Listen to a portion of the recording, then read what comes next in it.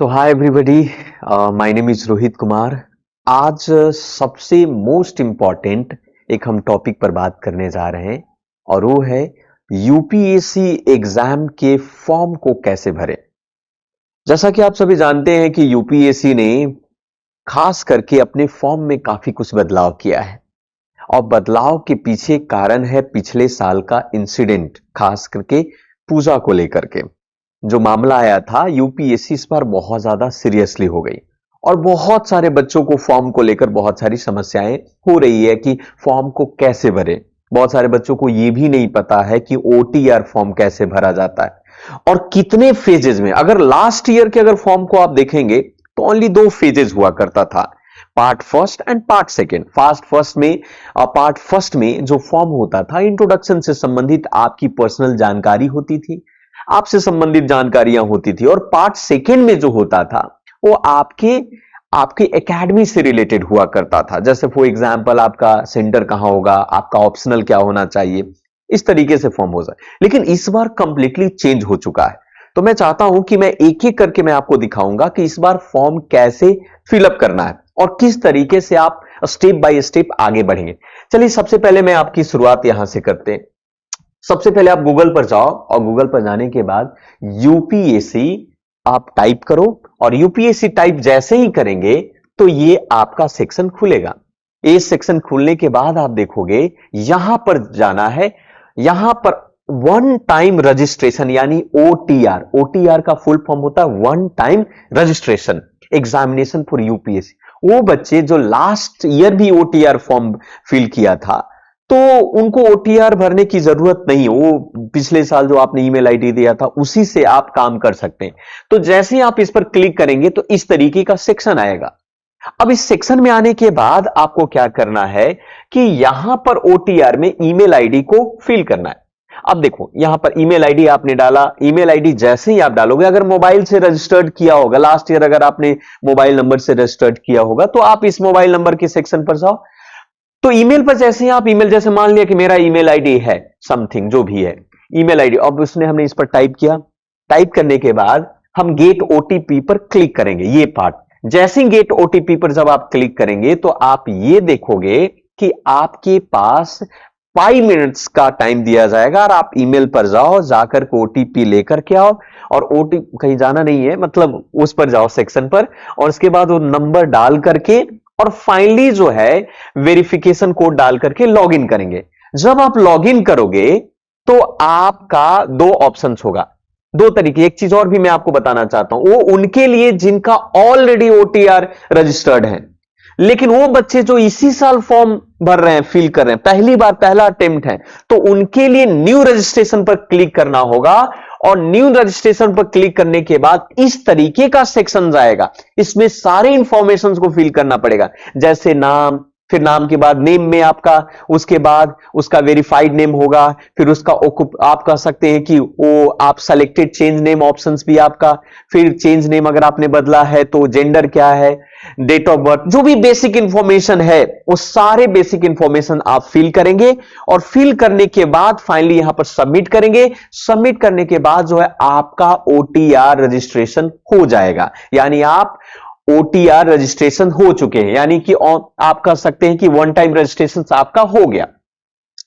अब one time registration करने के बाद फिर से आप इसी सेगमेंट पर जाएंगे, सेक्शन में जाएंगे और जा करके वहां पर आप देख सकते हो कि अपना ईमेल आईडी डालो, ओटीपी आप प्राप्त करो, ओटीपी फिल करो और उसके बाद फाइनली जो है आप सेक्शन कंप्लीट हो। अब जैसे ही आप ओटीपी आप डालोगे ना, तो डालने के बाद आपका ये सेक्शन ओपन होगा, है ना, ये सेक्शन ओपन होगा। इस तरीके का डैशबोर्ड आएगा आपका। अब यहां से आपने पर्सनल इंफॉर्मेशन को फिल करना है। जैसे ये पर्सनल इंफॉर्मेशन है, जैसे आपका नाम, मेरा नाम है, देख सकते हो चीजों में, पहले लास्ट ईयर ओटीआर मैंने फिल किया था, मेरा नाम है, फादर एंड वॉट एवर जो भी है इसमें, आपका डेट ऑफ बर्थ से लेकर एवरीथिंग। इसके बाद अदर ओटीआर प्रोफाइल है, उसको फिल करना है। जैसे हमने यहां पर फिल किया सिटीजन्स ऑफ इंडिया हो गया। मैरिटल में देख सकते हो अनमैरिड या मैरिड जो जैसे लोग हैं, इंडिया के हैं हम, है ना, इस तरीके से आप देख सकते हो। पोस्ट ऑफिस फिल करना है, उसके बाद सिटी टाउन से लेकर एवरीथिंग, और फाइनली ये सब करने के बाद सेव कर देना है। यहां क्लिक करने के बाद अब ये समझो कि आपका पर्सनल इंफॉर्मेशन हो गया। पर्सनल इंफॉर्मेशन भरने के बाद एड्रेस के इंफॉर्मेशन पर जाए, ये फिर तो एड्रेस वाला कंप्लीट खुलेगा। उसी प्रकार से इस फॉर्मेट में आप देख सकते हो, ठीक है। ये पर्सनल इंफॉर्मेशन आप फिल करेंगे, उसके बाद एड्रेस इंफॉर्मेशन, उसके बाद फोटो और साइन, उसके बाद एजुकेशनल इंफॉर्मेशन, डॉक्यूमेंट्स, सारे जैसे जैसे आप फिल करोगे ये टिक इस तरीके से लगता जाएगा। एक ग्रीन कलर का इस तरीके का टिक आएगा, मैं आपको बता देता हूं, इस तरीके का टिक होगा, ये ऐसा आएगा, ऐसा टिक लगेगा आपका। अगर फिल करते जाओ टिक ऐसे लगते जाएगा, इस तरीके से टिक होगा आपका, ग्रीन कलर का होगा, है ना। जिसका मतलब अगर ग्रीन हुआ इसका मतलब आपने फर्स्ट सेक्शन कंप्लीट किया। Address information, photo, educational document, parental, employment, UPSC examination. और ज्यादातर ये कोशिश करो कि ये जिसमें जो स्टार लगा हो, स्टार लगा हुआ इट्स अ कंपलसरी, आपको फिल करना ही करना। जिसमें स्टार नहीं लगा हुआ है तो आप फिल कर भी सकते हैं, नहीं भी कर सकते हैं, दो भी चीजें आपका। अब आपने अगर ये कंप्लीट सेक्शन को आपने फिल किया, तब इसके बाद आपको कहां जाना होगा। अब आपका फॉर्म अभी कंप्लीट नहीं हुआ, आपने सिर्फ ओटीआर कंप्लीट कर दिया, ये सारे डॉक्यूमेंट्स आपने कंप्लीट कर दिया। ओटीआर के अलावा ये प्रोफाइल आपका कंप्लीट हो चुका है। अब इसके बाद यहां पर फोटो, साइन सब कुछ अपलोड हो जाएंगे उसके अकॉर्डिंग। फिर इसके बाद आपको जाना है लेटेस्ट डीएएफ पर, यानी कि आपको इस सेक्शन पर जाना है, लेटेस्ट यानी 1 2 3 नंबर पर आपको जाना है। जैसे ही आप इस लेटेस्ट पर आप क्लिक करेंगे तो यहां पर वैकेंसी आएगा, है ना। यहां पर आपको वैकेंसी दिखाएगा और उस वैकेंसी में आपको दिखाएगा सिविल सर्विसेज, जैसे डैशबोर्ड है आपका, फिर उसके फाइनली उसके बाद आप लेटेस्ट, हाँ सॉरी, ये डैशबोर्ड पर जाना है, मैं माफी चाहूंगा आप लोगों से, इस पर लेटेस्ट नोटिफिकेशन पर जाना है। लेटेस्ट नोटिफिकेशन, अब देखो लेटेस्ट नोटिफिकेशन पर हम चले गए, first second third 4 number latest notification पर। अब लेटेस्ट नोटिफिकेशन पर जाने के बाद अब यहां पर दो चीजें हैं। यहां पर आपको दिखाएगा कि आपने ओटीआर तो फिल किया है, लेकिन अब मेन फॉर्म ये शुरू होता है यहां से।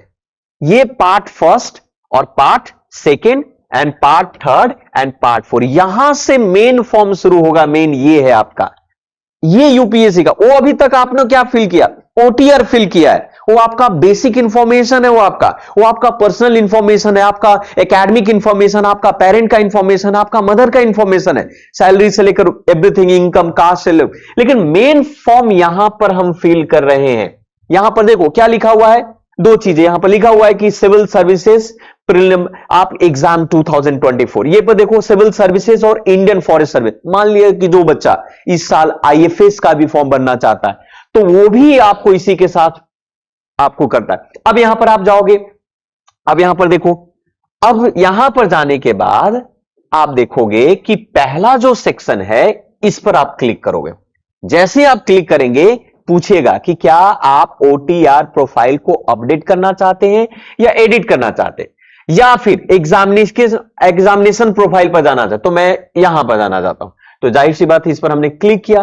क्लिक करेंगे तो अब यहां पर ये कंप्लीट हो चुका। ये वाला ये सेकेंड पार्ट है, इसमें ये ओटीआर को एडिट करने के लिए है। ये ओटीआर में मान लिया कुछ गलतियां कर दी है, आपको लगता है कि वो गलत हो गया, तब हम यहां पर ओटीआर को एडिट करेंगे।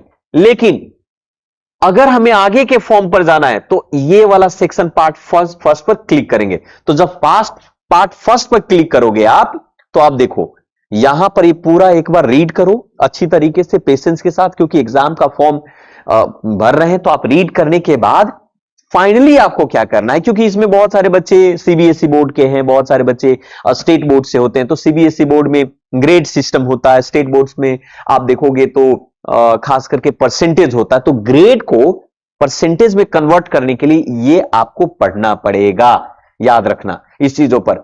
आप ये भी देख लो कि भाई फोटो अपलोड कौन सा करना है। तो ये फाइनल अगर आपने पढ़ लिया कि हां मैंने पढ़ लिया, तो यस करो, आपका फॉर्म फिर से खुल जाएगा। आप यहां से देख सकते हो। अब ये फॉर्म जब खुलेगा तो personal information, address information, parent का इंफॉर्मेशन, एजुकेशन इंफॉर्मेशन, इंप्लॉयमेंट से लेकर एवरीथिंग, ये जो है ना यहां पर आ जाएगा, क्योंकि आप सबने फिल कर रखा होगा एवरीथिंग। और फाइनल करने के बाद इसमें टिक करके एग्री करना है।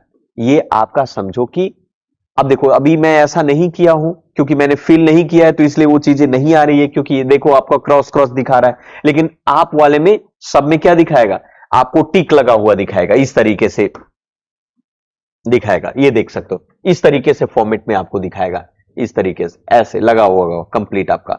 और ये सब जब होगा तो फाइनली क्या करना है, अग्री करके इस अग्री पर क्लिक करना है, और क्लिक करने के बाद फाइनल आपका एक सेक्शन कंप्लीट हो गया यहां पर। और यहां पर जैसे करोगे तो कंप्लीट हो, फिर आप जाओगे कौन सा सेक्शन पर, फिर सेकेंड पार्ट वाला पर, सेकेंड पार्ट का पेज खुल जाएगा ऑटोमेटिक। सेकेंड पर जाओ क्लिक करो, फिर थर्ड पर जाओ क्लिक करो, उसमें आपको कुछ हॉबी से रिलेटेड पूछा, और फाइनल जो लास्ट है ना, उस फाइनल पर आप जाएंगे, और फाइनल पर जाने के बाद सबमिट करोगे तो आपके फॉर्म फिलअप हो जाएंगे। तो कहने का मतलब ये हुआ आपके पास यहां पर कि आपको इस तरीके से फॉर्म फिलअप करना है 4 सेक्शन में, part first, part second and part third और पार्ट 4।